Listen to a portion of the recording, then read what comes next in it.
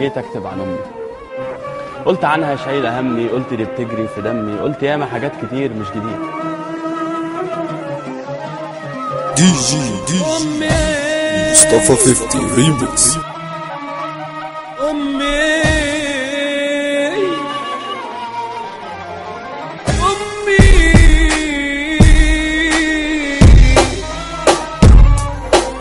لما جيت اكتب عن امي قلت عنها شايله همي، قلت دي بتجري في دمي، قلت عنها كلام كتير مش جديده. لما جيت اكتب عن امي عزه قدامي القصيده شايله سري بيني وبينها حبل السري، انقطع يوم الولاده وانوصل حبل الوداد، حب ما يعرفش عاده، حبها اصلا عباده.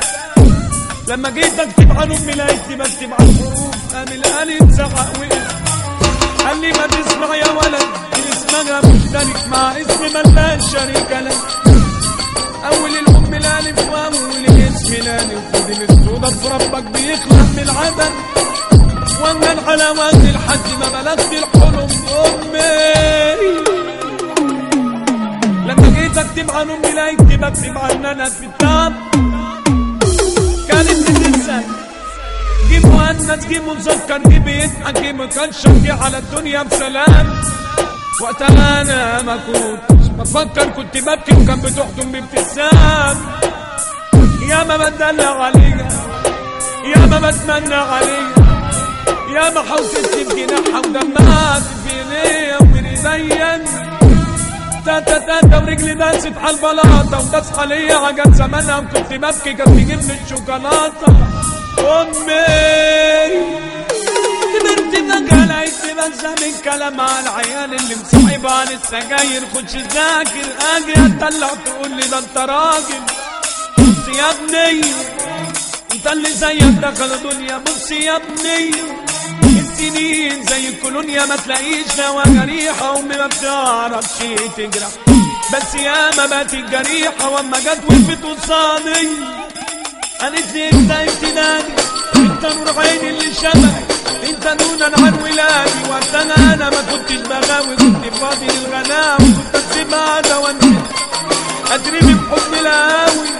هاتلي شاي هاتلي نار على فحم الشيشه، امي دي فكراني تيشه، لا ده انا راجل. بص الشنبي بص داني واما جيجي الحزن تاني، والزمن خد مني خانه، الجوا اللي عند امي مليتوش بالاجزاء.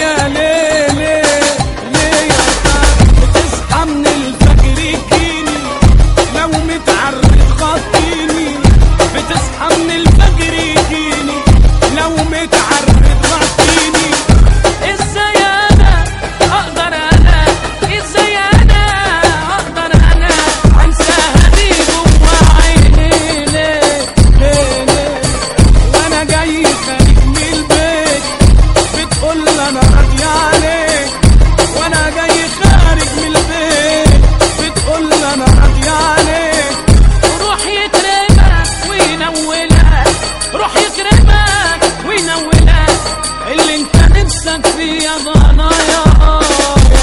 دي جي مصطفى 50 ريميكس.